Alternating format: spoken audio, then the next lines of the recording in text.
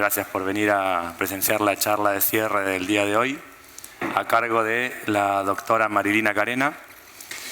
Marilina, voy a presentar sus credenciales, aunque son conocidas por muchos de ustedes, pero Marilina es investigadora del CONICET y es docente de la Universidad Nacional del Litoral. Es una apasionada por la matemática y apasionada por el fútbol, cosa que se adivina un poco del título. Pero quiero comentar brevemente una cosa que me parece quizás la más valiosa para destacar y tiene que ver con esa sensación que, de nuevo, quizás muchos de ustedes hayan experimentado o compartan, que aparece cuando uno estudia matemática, cuando aprende matemática, muchas veces vive sensaciones similares a las de haber encontrado un tesoro. La maravilla de la matemática nos hace sentir así. Yo creo que acá Marilina tuvo la grandeza y la generosidad de no quedarse con ese tesoro para el disfrute personal, sino que logró transformarlo para que pueda ser aprovechado por la mayor cantidad de gente posible. Lo transformó en un libro que lleva el mismo título que la charla y que estará disponible dentro de poco, supongo.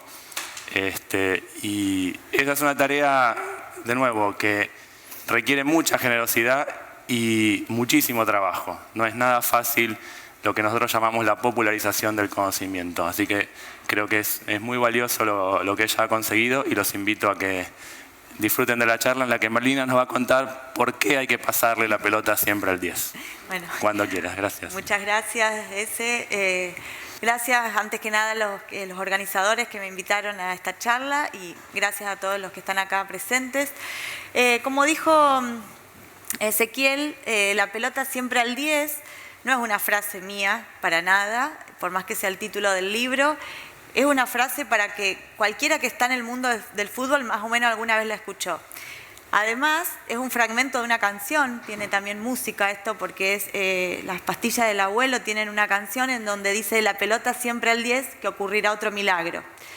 Bueno, yo elegí justamente ese título porque me parece que ese juego de palabras deja ver la relación que hay entre el fútbol y la matemática.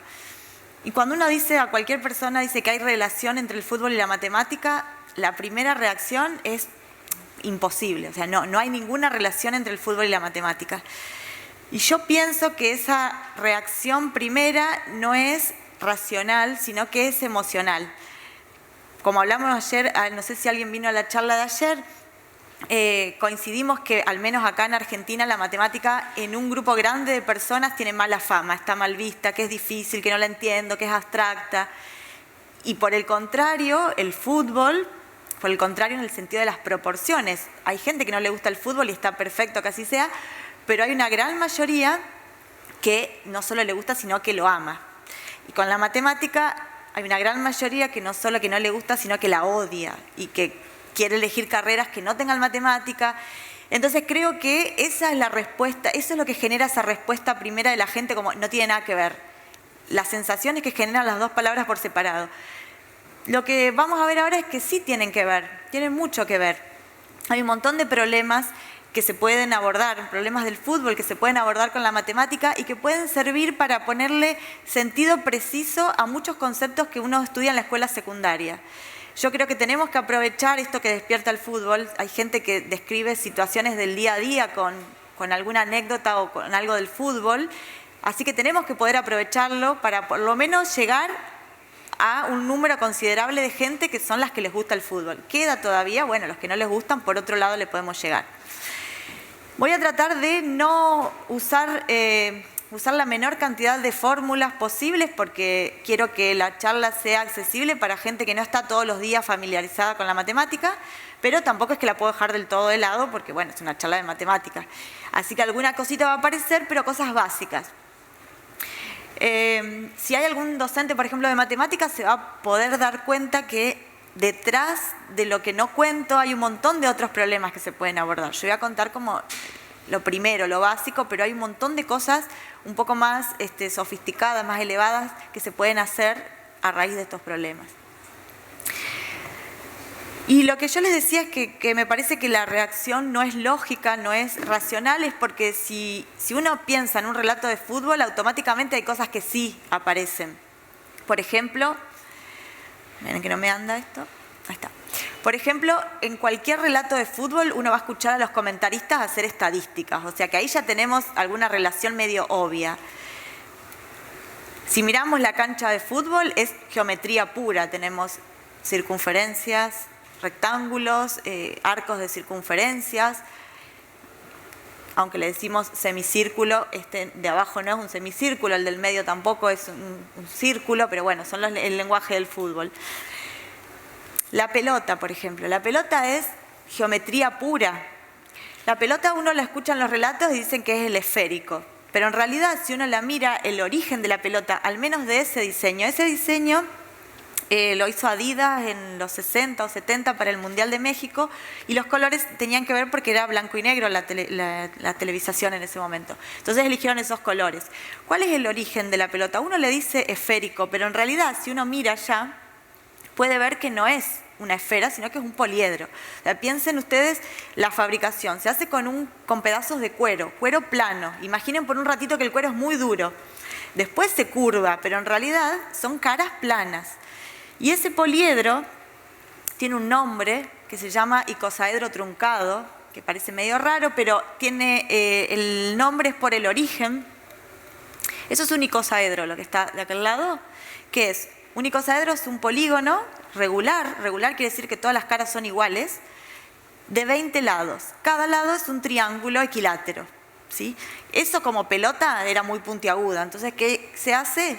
Se la trunca, se la corta. ¿Cómo se corta en cada triángulo? Uno mira el lado, la arista, y lo corta a un tercio arriba, un tercio abajo, ahí pone un plano. Entonces, ¿qué es lo que sucede? Las 20 caras que tenía, esas amarillas, se transforman en hexágonos al cortar, porque eran triángulos y a cada triángulo le pongo 3 cortes, entonces me quedan 6. Esos serían los parchecitos blancos. Y los otros, si se fijan ustedes en cada vértice, hay 5 triángulos. Por lo tanto, cuando cortan, les quedan los pentágonos negros, que acá están rojos. Estas figuras de Wikipedia. Entonces, de esa manera se consigue lo que se llama el icosaedro truncado. Hay un montón de diseños de pelotas, incluso, por ejemplo, las actuales sí son curvas, porque se hacen los parches en caliente y en vez de coserlas ya se unen interiormente, entonces ya no son poliedros porque ya son curvas las caras. Sin embargo, una de esas que se hizo de esa forma es la Jabulani de Sudáfrica. Tuvo un montón de críticas porque al no tener las costuras, el efecto que producía el aire, al no tener esas ranuras, no la podían controlar ni los arqueros ni los que pateaban tiros libres. Tuvo un montón de críticas. Después se mejoró con la brazuca, donde para evitar eso le pusieron textura, para que más o menos corte el efecto del aire. Pero bueno, este es como el modelo clásico. Acá podemos hacer geometría plana, porque hay hexágonos, pentágonos, geometría de cuerpos con lo que uno le corta. La verdad que se puede hacer un montón de cosas. Pero bueno, estas 3 cosas, estadísticas, la cancha, la pelota, son como las obvias que a uno le viene cuando uno dice fútbol, matemática, esas 3 cosas vienen rápidamente. Pero hay muchísimo más, que es más o menos lo que les quiero contar un poco ahora. Por ejemplo, hablando de la pelota, no sé si se ve bien atrás, pero las pelotas, si ustedes tienen alguna pelota en su casa de alguien que esté comprada en una casa de deportes, ¿no? Que sea un poquitito buena, ya le pueden encontrar que tienen los sellos de calidad de la FIFA. La FIFA le da sellos, o sea, viene una empresa que fabrica pelotas y le lleva 10 ejemplares de un modelo para saber si la FIFA le da o no le da los sellos. Los sellos de calidad que tiene la FIFA en realidad son 3. El Pro, que es como el mejor, después el Quality, el sello básico de la FIFA, y el otro, el último, que en realidad tiene que cumplir los mismos requisitos para tener cualquiera de los 2 últimos sellos, pero el último no paga la marca, o sea, tiene la misma calidad que el que tiene el FIFA Quality, pero no está pagando la empresa la marca FIFA, digamos. Pero los requisitos son los mismos. En realidad son 8 requisitos. Yo hoy les voy a contar 2 porque para poder hablar de otras cosas después. Los requisitos, 7 de esos requisitos son matemáticos. Y el último, el octavo, no es de aprobado o no aprobado, es decime qué materiales usaste, qué cuero, qué hilo. Es solo a modo de información el octavo requisito. Los otros 7 son puramente matemáticos. Les voy a contar entonces hoy 2 de ellos, que es el de absorción de agua y el de esfericidad. El de absorción de agua, la FIFA lo que hace es aplicar regla de 3 simple. ¿Qué hace? La FIFA se tiene que asegurar que una pelota pueda soportar un partido de fútbol entero que esté jugado bajo la lluvia, por ejemplo. ¿Y qué quiere decir soportar? Cuando uno juega bajo la lluvia, la pelota absorbe agua, si absorbe agua se pone más pesada, si se pone más pesada no la puedo manejar, no rebota, no pica. Entonces lo que hace la FIFA es asegurarse eso, que no absorba mucha agua al modelo que le presentaron. ¿Y cómo lo hacen? Hace 3 pasos.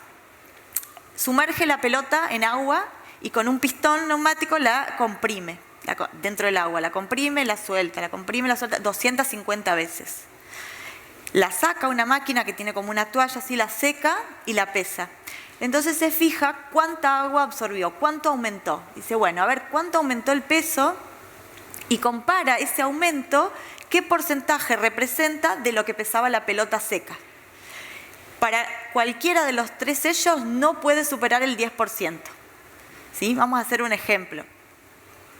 Y fíjense que pone otra cosa. Estos test los saqué, están libres en internet del manual de calidad para balones de la FIFA. Está libre en la página de la FIFA y relata cada paso, cada test que hay que hacer. Y fíjense que dice redondeado a una cifra decimal. O sea, cuando uno quiere aplicar esto en la escuela, hasta tiene la herramienta de aplicar redondeo, ¿sí? Podemos ejercitar regla de 3, redondeo, un montón de cosas en algo para los chicos tan cercano como una pelota. Por ejemplo, vamos a hacer un ejemplo. Supongamos que una pelota pesa 437 gramos seca. Eso es más o menos el peso promedio de una pelota número 5 oficial de las que se usan hoy en día. Supongamos que pesa 437 seca y después, cuando le hacen ese procedimiento 250 veces, la pesan y pesa 464 gramos. Entonces, ¿tiene o no tiene el sello? Bueno, lo único que tenemos que hacer es ver cuánto aumentó estando mojada. Si yo resto el peso de la pelota cuando estaba mojada menos el peso de la pelota seca, me da 27 gramos. Es evidente que no llega al 10%, porque el 10% de 437 es 43,7, pero podemos, por regla de 3, saber exactamente qué porcentaje aumentó. Si el 100% era la pelota seca, que era 437 gramos, tengo que preguntarme cuánto representa ese 27, que le llamamos X. Para quien no se acuerde, la regla de 3, ¿se acuerdan cómo era? X es 27% dividido 437, lo redondeo, ese simbolito que son 2 cositas así, y en matemática que no es un igual, es que ahí hice un redondeo. No es un igual, sino una aproximación. La FIFA me decía que lo redondeé a una cifra decimal, me daba 6,17 o 18, no me acuerdo, entonces lo redondeo a 6,2. Quiere decir que sí tiene los sellos de calidad de la FIFA. En cuanto a esfericidad, lo que hace es medir que la pelota sea realmente redonda, que no tenga así como deformaciones para que pique bien también. Lo que hace es medirle el diámetro de la pelota. El diámetro, imagínense que son hilitos que pasan por el centro de la pelota, el centro, y tocan los 2 bordes. Esos son los diámetros. Lo mide en 16 puntos. En realidad, esto era hasta el 2011, si ustedes se bajan el manual nuevo, lo mide en 4.500 puntos, porque ahora hay máquinas, o sea, máquinas mejores que le permiten después hacer las cuentas que voy a hacer ahora. 4.500 puntos ahora, yo lo hago con 16 porque el método es el mismo, para entenderlo es lo mismo. Entonces, le mide el diámetro en 16 puntos. Con eso saca el promedio. El diámetro medio es sumar los 16 y dividir ese resultado por 16. Después, saca el rango. El rango de las medidas es hacer la medida más grande menos la medida más chiquita. ¿Sí? De todos esos hilitos que puse, el más largo menos el más chiquito. Y ahora lo que hace es dividir el rango dividido el diámetro medio, o sea, el numerito que obtuve en el paso 3 dividido el que obtuve en el paso 2 y multiplicarlo por 100. A eso le llama esfericidad. ¿Sí? Es una forma de medir cómo se está alejando ahí del promedio. Y bueno, ahora eso me da un número, la esfericidad. Mientras más grande sea ese número, quiere decir que más deformada es. Mientras más chiquito, quiere decir que menos esas medidas variaron. Entonces, si querés el sello Pro, que es el mejor, le da un umbral más pequeño, que es 1.5. Y si llega menor que 1.8, tenés el otro. Si se pasa de eso, no tiene ningún sello, ¿sí? Ya si falla alguno de los 8 requisitos, no hay sello. Vamos a hacer un ejemplo para entender, porque también les quiero contar, para que vean lo minucioso que es esto. Miren, supongamos que tenemos una pelota que las 16 mediciones fueron esas. No sé si se ve bien de allá, pero son todas muy cercanas al 22. 22,2, 22,1, 19, algo, son muy cercanas, 21,81, no hay ningún 19, no. Muy cercanas al 22. Entonces voy a ver si tiene o no tiene el sello de la FIFA. Parecería que son muy pequeñas las variaciones, debería tenerlas. Voy a sacar el diámetro medio, que es sumar todas y dividirlo por 16. Me da ese número, 22,0625. El rango dijimos que era restar el más grande menos el más chiquito. El más grande es 22,2 y el más chiquito es 21,85. Si yo resto eso, me da 0,35 centímetros. Ahora hago eso que me dijo, la esfericidad era el de abajo dividido el de arriba multiplicado por 100. Miren lo que me da 1,59. Si bien puede tener el FIFA Quality, no tiene el Pro, porque tenía que tener menos de 1.5 para tener el Pro. Sin embargo, bueno, hay un problema muy lindo que se puede plantear, que no lo puse acá para no meterme con ecuaciones, pero uno puede decirles, a ver, ¿cuánto debería haber sido el más chiquitito, que es el X14? ¿Cuánto debería haber sido para que sí tenga el sello el otro? Por ejemplo, que le dé 1,49. Y uno hace las cuentas, quedan ecuaciones lindas para la escuela media, porque están ahí dividiendo el X menos el numerito, que son ecuaciones muy lindas. Y cuando lo resuelven les da 21,87. O sea, por muy poquito, 21,85, 21,87, son muy significativas el método que hace, porque por muy chiquitito que era, cambia de un sello a otro.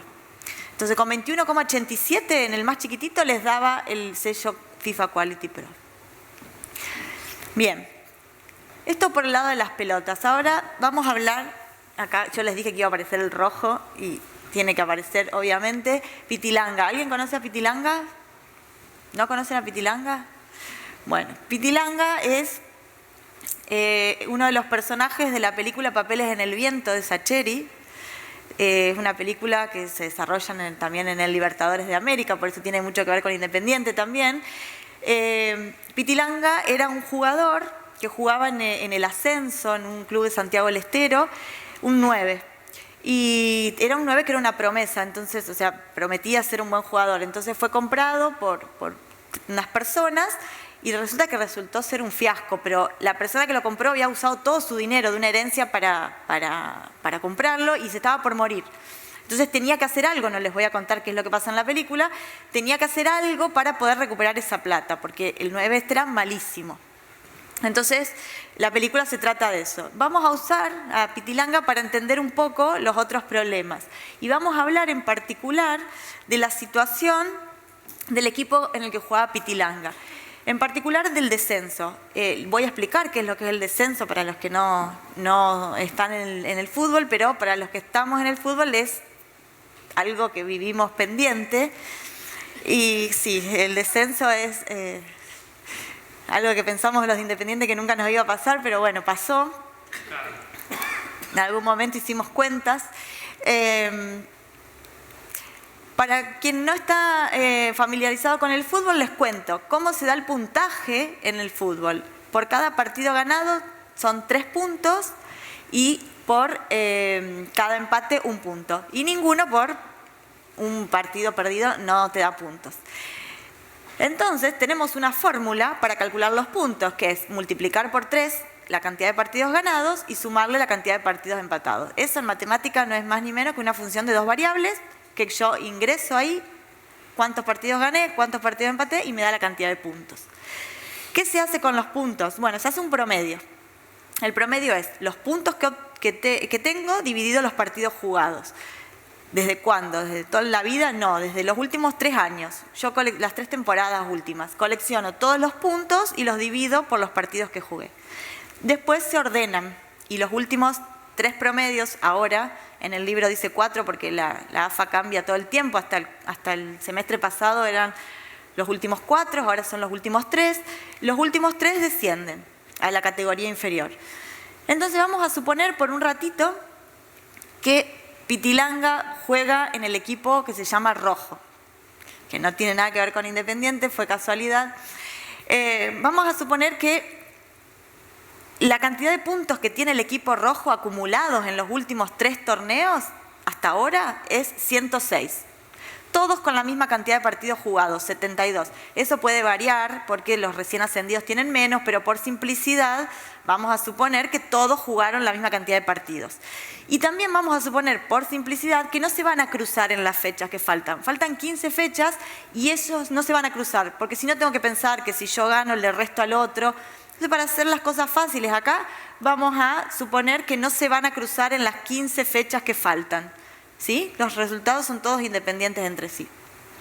Entonces, Pitilanga se pregunta ¿cuántos puntos tiene que conseguir hoy con los resultados? Con esos resultados, ¿cuántos puntos me aseguran hoy que cuando termine el torneo no va a estar en zona de descenso? Zona de descenso son las que están pintadas de rojo. Entonces, lo que tiene que pensar él, o sea, él lo que quiere saber, no quiere hacer cuentas en cada partido, quiere hoy olvidarse de los promedios y decir, bueno, ¿cuántos puntos tengo que sacar yo hoy para estar seguro que no voy a descender? Entonces, lo que se tiene que plantear, ¿qué es? ¿Qué necesita? Necesita plantearse cuál es el peor panorama que les pueden presentar los de abajo a él. ¿Sí? Obviamente, el peor panorama para él es no ganar nada, pero yo digo el peor panorama que le pueden presentar los otros.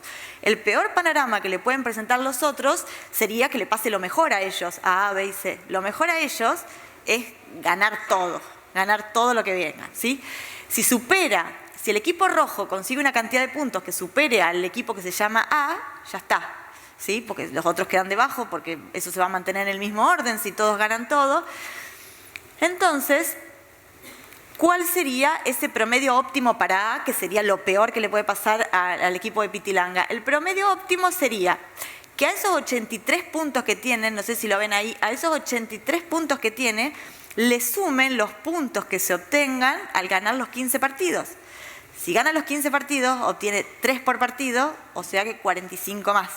Y lo tiene que dividir por ¿cuánto? Por los partidos que ya jugó, que son 72, más esos 15 que va a haber jugado, que me da 87. ¿Sí? Entonces ese es el umbral que tiene que superar el equipo de Pitilanga para estar seguro de no descender. Hoy, ¿sí? Después, bueno, eso va a ir cambiando, pero hoy son esos lo que le propone la situación que está debajo. Entonces, nosotros queremos saber eso. ¿Cuántos puntos necesitas saber? ¿Qué hacemos en matemática para resumir semejante frase? Cantidad de puntos que debe tener el equipo rojo en 15 fechas restantes para estar seguros matemáticamente de no descender. Le ponemos un nombre cortito, X. Y eso es lo que tienen también, lo que me gustaría, si hay gente que no es de matemática, que se lleven, porque en la secundaria, a los que no les gusta la matemática, a unos le preguntan y dicen, la X, yo no me gustaba. La X es simplemente un nombre cortito que le ponemos para no tener que usar esa frase todo el tiempo. Le llamamos X, y listo. No es nada traumático, al contrario, es resumir, hacemos eso. Entonces, lo que yo quiero es que esa X, ¿qué tiene que satisfacer? En realidad quiero que supere a ese número 128, pero le voy a poner una igualdad.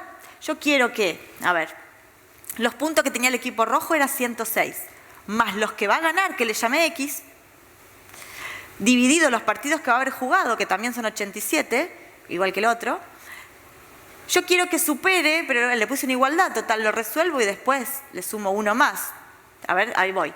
Si igualo ese numerito, 128 sobre 87, voy a tener los mismos puntos que el que estaba tercero. ¿Sí? No quiero eso, porque ahí tendría que ir a un partido de repechaje. Yo quiero superarlo. Entonces, a lo que me dé ahí, le voy a sumar 1.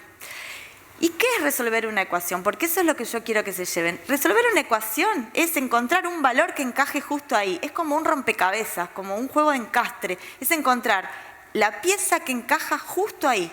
¿Cuál es la pieza que encaja justo ahí? Si tengo 106, ¿cuánto me falta para llegar al 128? ¿Cuánto me falta? 22, muy bien. Entonces, esa es la cantidad de puntos que necesito para igualar. Entonces, lo que voy a pedir en realidad para estar segura de no entrar en la zona de descenso, 23. ¿Sí? Eso quiere decir que si saca 23 puntos, no tiene que mirar nada, no tiene que hacer ninguna cuenta, porque va a estar fuera de la zona del descenso, pase lo que pase. Ahora bien, si saca menos de 23, no quiere decir que va a descender. Quiere decir que va a tener que esperar los resultados de los otros, que los resultados de los otros no sean ganar todo. Lo cual es probable porque es muy difícil que pase eso. Nosotros hicimos ahí una cuestión matemática, que era, bueno, este es el peor panorama que me podés presentar vos a mí, pero eso no es la realidad, seguramente que se aleja de la realidad. Es muy difícil pensar que un equipo que estaba en zona de descenso, que venía mal, de repente vaya a ganar 15 partidos seguidos, ¿sí? No es, salvo que sea el Barça, no va a pasar. Y también, lo que nosotros podemos hacer entonces con esto es hacer un acercamiento más real, digamos, de lo que puede pasar, teniendo en cuenta la tendencia con la que viene el equipo. Con la tendencia es más o menos qué le viene pasando, cuántos puntos viene sacando. Con esa tendencia nosotros podemos hacer una proyección de ver cuántos puede llegar a obtener. Pero bueno, hay que tener cuidado también con la tendencia esta, porque más que nada en Argentina, el mercado de pases es terrible. O sea, un jugador que está en estos 3 años, un jugador pudo haber jugado no sé en cuántos clubes. Entonces, si yo voy a mirar la tendencia, si yo voy a mirar cómo viene mi equipo, no voy a mirar la tendencia de los últimos 3 años, porque el equipo que fue hace 2 años, capaz que no tiene nada que ver con el equipo de ahora. Es cierto, esto sigue siendo una tendencia porque, bueno, qué sé yo, puede ser que justo me estén tocando los equipos más difíciles en las próximas fechas, que un jugador se lesione, un jugador importante, que un jugador importante lo echen. Sigue siendo una tendencia, pero se va a acercar más a la realidad que una tendencia que venga en base de los 3 años anteriores con un equipo completamente distinto. Para entender un poquito mejor esto, vamos a suponer que el torneo avanzó un poco más y que Pitilanga quiere saber qué puede esperar para su equipo. Vamos a suponer que el equipo de Pitilanga, que se llamaba Rojo, en el torneo actual jugaron 20 fechas y obtuvo 24 puntos en esas 20 fechas. Entonces lo que nosotros podemos calcular es el porcentaje de efectividad del equipo. El porcentaje de efectividad es, bueno, a ver cuántos puntos había en juego en esas 20 fechas y a ver qué porcentaje representan esos 24 puntos que obtuviste de esos puntos que había en juego. A ver, en 20 fechas jugadas hay 60 puntos, porque cada fecha uno podría obtener 3 puntos. Entonces hay 60 puntos en juego. Los puntos que obtuvo el equipo son 24. Nos preguntamos entonces qué porcentaje representa 24 de 60. Nuevamente, regla de 3 simple, y me da que el porcentaje de efectividad es del 40%. Con ese numerito podemos ver qué podemos esperar. Supongamos que le vamos a aplicar entonces ese porcentaje a los puntos que quedan en juego. Vamos a suponer que quedan 9 fechas. Si quedan 9 fechas, los puntos en juego son 9 por 3, 27 puntos en juego. Si yo le aplico ese 40% y lo redondeo a un entero, porque no voy a obtener 10,8 puntos, lo redondeo a un entero, me dice que yo puedo esperar, que Pitilanga en realidad puede esperar que su equipo obtenga 11 puntos de los 27 restantes, si es que sigue jugando con la misma tendencia, si es un equipo de lo que se llaman regulares. Hay equipos muy regulares en Argentina, pero hay otros que son muy regulares y que más o menos logran seguir un comportamiento similar a lo largo del torneo. Si ese es el caso, puede esperar que obtenga 11 puntos, más o menos. Supongamos que, bueno, Pitilanga va a jugar esos partidos y que en uno de ellos está por terminar, van 0-0 y ocurre esta situación. Pitilanga se encuentra, es 9, o sea que es natural que esté en el área, estaba ahí cerca del arco, le dan un pase, la pelota pica a 50 centímetros y él está solo con el arquero, lo ve adelantado, el arquero se la pica, la pasa por arriba, patea con, supongamos que alguna cámara, algo pudo medir la velocidad con la que la pateó, que es de 13,12 metros, y el ángulo con la que la pateó. Supongamos que podemos medir eso. La pregunta es, suponiendo que nada interfiere en su camino, ¿fue gol o no fue gol? A ver. La trayectoria que sigue una pelota se puede modelar, suponiendo que no hay viento, que no le pegó con efecto, se puede modelar con lo que se llama trayectoria parabólica. Esa curvita que hace se llama parábola en matemática. Entonces, lo que nosotros tendríamos que poder determinar es qué pasa cuando pasaron 15 metros, o sea, cuando la pelota recorrió 15 metros horizontal, a qué altura se encuentra, a ver si pudo o no haber terminado adentro del arco. Esta slide que viene es la que no me voy a detener mucho porque es la única que tiene como una formulita, pero se las cuento a modo de ejemplo por si hay alguien, algún docente de matemática, para que vean todo lo que se puede hacer. En matemática tenemos una fórmula para saber a qué altura va a estar la pelota cuando se va alejando de mí. Si yo la pateo y sé la velocidad con la que la pateé y el ángulo con la que la pateé, puedo saber qué altura va a ir estando la pelota cuando se va alejando de mí. En este caso particular es esa formulita, no importa, viene de las leyes de la física, no importa. Entonces, lo único que tenemos que hacer, donde hay X, representa eso, cuánto se alejó la pelota de mí. Lo único que tengo que hacer es ver a qué altura se encontraba cuando X era 15, porque había pateado a 15 metros del arco. Entonces, tengo que ver qué altura está a los 15 metros. Simplemente donde dice X pongo 15, ahí en los dos lugares, le llevo al cuadrado, hago esa cuentita y me da que estaba a 2,675 metros de altura.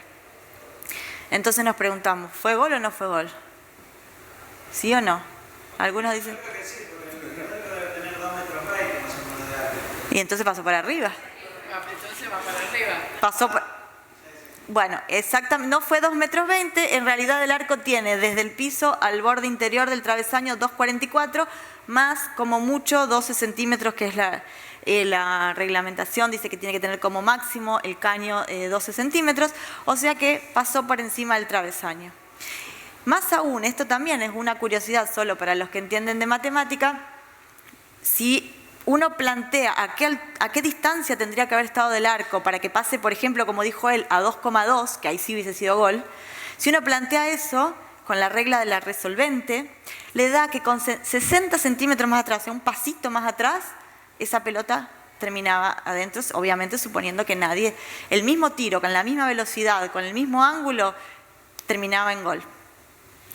Bien, no terminó en gol, porque si hubiese sabido matemática, Pitilanga capaz que se corría o le pegaba más despacito y no terminó en gol porque, como les digo, era muy mal 9, no hacía goles, acá tampoco lo hizo, entonces Pitilanga lo transfirieron. Lo transfirieron a otro club.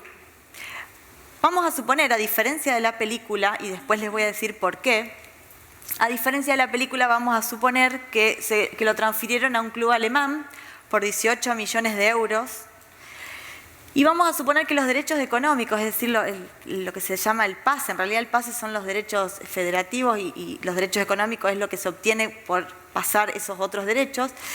Vamos a suponer que correspondían un 60% a River, en vez de como en la película, vieron que en la película eran personas, acá vamos a suponer esto y después les voy a decir por qué, quizás alguno ya sabe quién es el jugador en cuestión.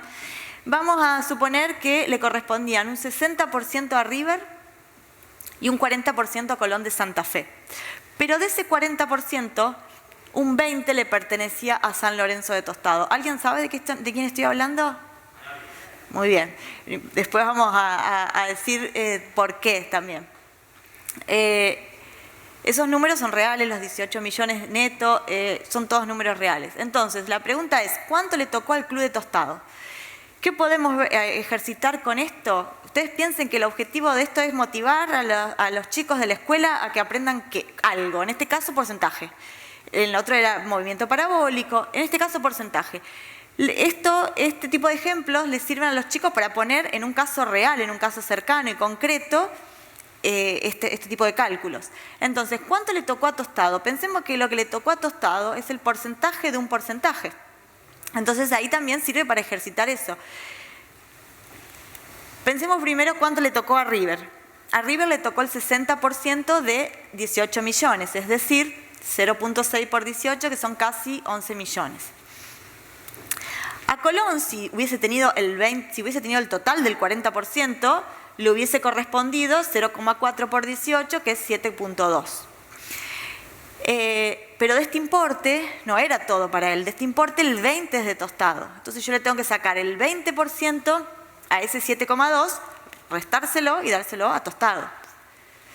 Entonces, a Colón le quedó, si hago el 0.2, que sería el 20% de 7.200.000, que era lo que era de Colón, me da 1.44. Eso es lo que le tocó a San Lorenzo de Tostado y es lo que le tengo que restar a lo que le tocó a Colón. Uno podría haberlo hecho directamente pensando que el 20% del 40%, ¿cuánto es? 8, muy bien. Entonces, le tocó el 8% a San Lorenzo de Tostado, eso es lo que le tengo que restar al 40%, que era de Colón, y a River estaba con el 60%. ¿Qué podemos también ejercitar? Estas proporciones son mucho más visuales si yo hago un gráfico. Con los gráficos uno ve un poco mejor las cosas, pero el gráfico lo tengo que hacer bien, porque si lo voy a hacer así nomás, no me está diciendo nada. Entonces, podemos hacer un gráfico circular. ¿Cómo hacemos un gráfico circular de manera exacta? De nuevo es regla de 3 simple, porque si todo el giro entero, que son 360 grados, representan el 100%, o sea, 100%, 360 grados. El 60% hago regla de 3 y me da el ángulo para River, ¿sí?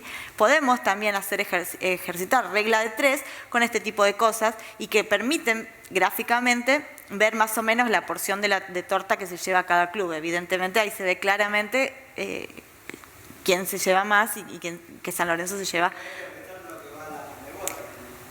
¿Cómo? No, eso después esos son arreglos y qué va el jugador también. Porque en teoría hay un 20%, pero se puede arreglar. O sea, el mínimo de la FIFA es el 20%. Ah, ese es otro tema, sí, de ahí sacó. Bien, pero ¿saben qué? Le faltaba algo más al Club de Tostado. Existe lo que se llama el mecanismo de solidaridad, mal llamados derechos de formación, porque eso es otra cosa, es otro ítem del reglamento, que lo que dice es que el nuevo club, el que compró, o sea, el club alemán en este caso, tiene que sacar, además de lo que pagó, un 5% de ese monto y lo tiene que repartir, pero lo tiene que repartir proporcionalmente entre los clubes que formaron a ese jugador. Los jugadores y jugadoras de fútbol suelen estar formados en clubes pequeños, en clubes de barrio que se sostienen como pueden y que dan un montón para formar a esos chicos, para llevarlos a los torneos, para llevarlos a campamentos, para formarlos en todo sentido. Entonces el mecanismo de solidaridad lo que hace es prever eso, tratar de devolverle un poco a los clubes que formaron a los jugadores. En forma proporcional, el reglamento de la FIFA dice, bueno, fíjate entre los 12 y los 23 años en qué clubes estuvieron. Si en alguno no estuvo, bueno, no pasa nada. Si en alguna edad no estuvo, queda. Dice que le dé un 5% del 5%, ¿sí? O sea, ese 5% lo tiene que repartir en proporciones no iguales. Un 5% de ese 5%, es decir, un 0,25%, por cada año que estuvo desde que tenía 12 a los que tenía 15. ¿Sí? ¿Te fijas en qué club estuvo? Bueno, si le das un 0,25 a cada uno. Y después le da un 10% de ese 5%, es decir, un 0,5%, por cada club que estuvo desde la temporada de los 16 a los 23. ¿Sí? Entonces, vamos a suponer que Pitilanga estuvo en el Club de Tostado desde que era chiquitito hasta los 17. Entonces, ¿cuánto le corresponde al club? Además de ese 8% que ya le toca esto. Bueno, tenemos que hacer las cuentas. Dice, a ver, ¿qué porcentaje total le tiene que dar? A los 12, los 13, los 14, los 15, esos 4 años le tenía que dar un 0,25 por cada una de esas temporadas. ¿Se acuerdan que había un cambio ahí? A los 16 había un cambio. Entonces, desde los 12 a los 15, un 0,25% cada uno. Y después, 16 y 17 años, era un 10%, o sea, un 0,5% por cada uno de esos años. Si yo sumo eso, me da 0,25 por 4, porque eran 4 años, más 0,5 por 2, las temporadas 16 y 17, me da un 2%.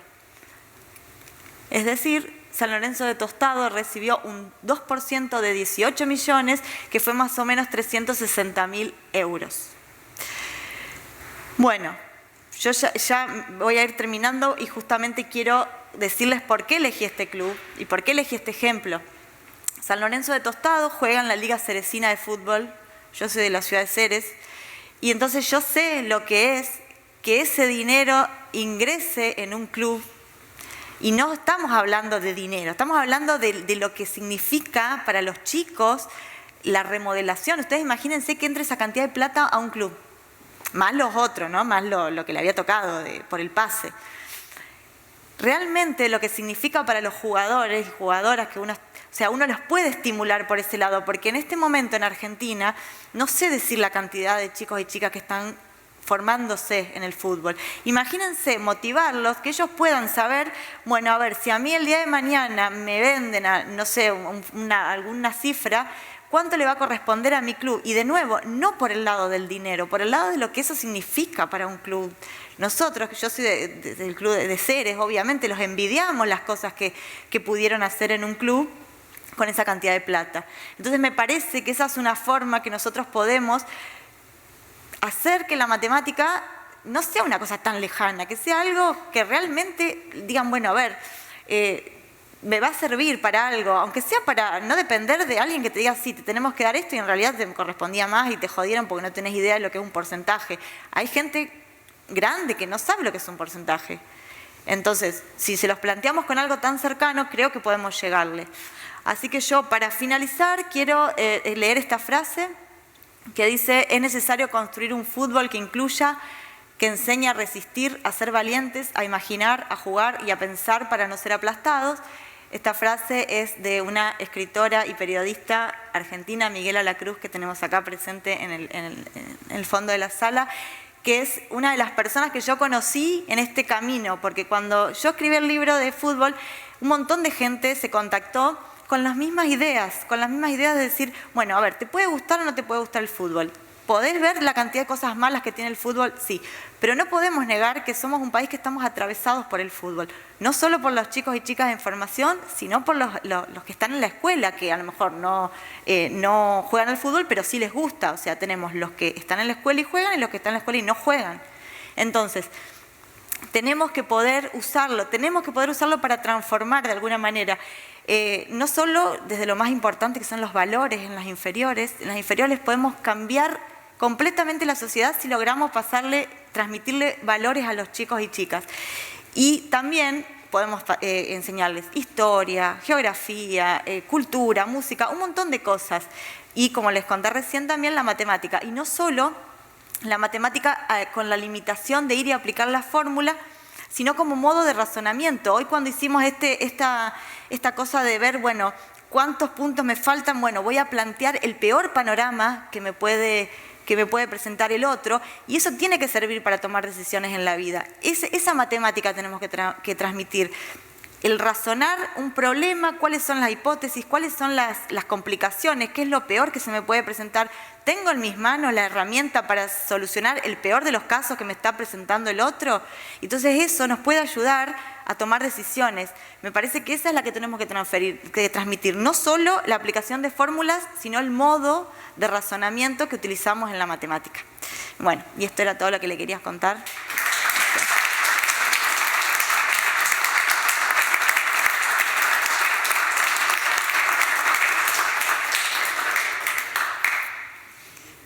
No sé si tienen preguntas. Decían que tenía que repartir el 5% del fondo de solidaridad, pero repartieron el 2%. ¿Cómo se suma 5%? ¿Llega a sumar 5%? No, eso es lo que le tocó a Tostado. Estuvo en Colón. ¿Pero entre qué años y qué años? Entre hasta los 23. En un momento se fue, entonces esa parte... Sí, suma el 5%, porque en los primeros era un 5 del 5 y en los otros ya pasaba a ser un 10. Es hasta los 23. El reglamento de la AFA es un cachito diferente, o sea, esos porcentajes cambian, pero si es transferido a un club de Argentina. Si es afuera, es del reglamento FIFA. Y si en alguno de esos años no estuvo en ningún club, eso queda para el club que lo compró, o sea, no tiene que pagarlo, digamos, esa parte. No es que va a un fondo ni nada, eso queda... Sí. En la fórmula que decía si era bueno o no, Sí. ¿en qué parte entraba la velocidad del tiro? Bueno, tenés la fórmula de tiro parabólico que involucra, yo ya había puesto los números, el resultado final, pero la fórmula general tenés la velocidad inicial, tenés la gravedad y tenés el ángulo. Entonces en esas cuando la calculaste daba esos numeritos que yo ya puse el resultado final, para no aturdir con fórmulas nada más. Pero bueno, de esos hay muchísimo para trabajar. De tiro parabólico hay muchísimo para hacer con saques laterales, de hecho, también. ¿Sí, Pitilanga? ¿Pitilanga? Sí. No sé si existió, me parece que no. Es un personaje del Papeles en el Viento de Sacheri y está el libro. Sí. No, me parece, no sé, porque yo leí algunas cosas como existió, no existió, pero nunca se sabe si es mito o no. Yo creo que no. O sea, puede haber una historia similar, que no voy a spoilear el libro y la película, pero seguro que hay algo similar. Sí. Seguramente lo has pensado. ¿Por qué crees que las matemáticas son tan resistidas? Bueno, ayer en la charla de ayer preguntaron también eso y yo coincido con la respuesta, que es que me parece que hay como ya una mala prensa, que la gente va... ¿Qué años y años, generaciones? No sé, en un momento se empezó como que se alejó de lo concreto y parece como...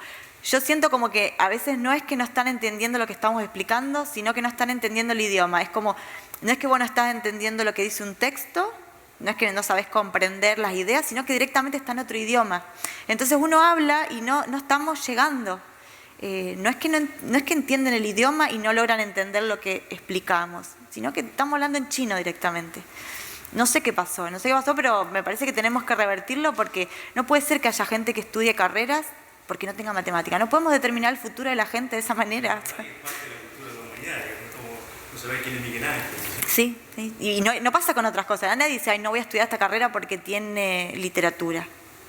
Estudian igual y bueno, no les gusta, pero hay gente que elige carreras así, no sé lo que está pasando. Yo trato de acercarme a las escuelas, de hablar, de llegar, de tratar de romper esa barrera, pero me parece que justamente lo que falta es ponerle un significado preciso a eso, a la X. O sea, resolvés ecuaciones, le tienen miedo a la X y no saben qué es. ¿No será que a veces somos más memoristas que razonadores? ¿Los matemáticos o las personas? Sí, es como que quieren la receta de cocina a veces. Bueno, ¿cómo se hace? Nos cuesta mucho razonar. Sí, pero eso hay que desarrollarlo. Todas las variables. Además hay una tradición de mí hablo, ¿no? Sí, no, ¿qué pasa? Sí, quieren la formulita, a ver, ¿cómo se aplica? O sea, padres que dicen, yo no entiendo matemáticas, hijos que dicen, yo no entiendo matemáticas. O sea que hay como una repetición de esto, de no saber y... No, pero además lo que dice Paenza en una charla TED, lo dicen con orgullo, y que no pasa con otras, que no pasa, nadie dice yo no sé leer con orgullo, dice él, o no me acuerdo qué ejemplo da. Y lo dicen con orgullo como que está bien. Y yo no digo que sea terrible, que sea la muerte, pero no entiendo por qué genera esa sensación de... Llevan la carga. Sí. Llevan la carga de otros. Entonces, yo creo que eso también al conocimiento y a la enseñanza. Sí, a veces como que uno, para evitar también que uno quiere que los chicos le vaya bien, y entonces termina cayendo en eso de darle la receta. Pero después como que a vos te enseñan a hacer una torta, después te falta algo y vos no sabés si podés cambiarlo o no porque no sabías qué efecto producía eso, entonces te quedás como que no sabes qué hacer. Y tenemos que cambiar un poco eso, tratar de que... ¿Falta en la docencia? No, es todo un conjunto, no es solo, no es... Yo veo que hay docentes que se matan buscando cosas, es como ya no sé porque de dónde, no sé el origen, habría que estudiar cuál es el origen de esa mala prensa de la matemática. Sí, define profesiones, eso no puede ser, eso a mí me alarma mucho, que digan, y elegí esto porque no tenía matemática. ¿No quería hacer eso? ¿Qué quería hacer entonces? Sí. ¿Alguna pregunta más?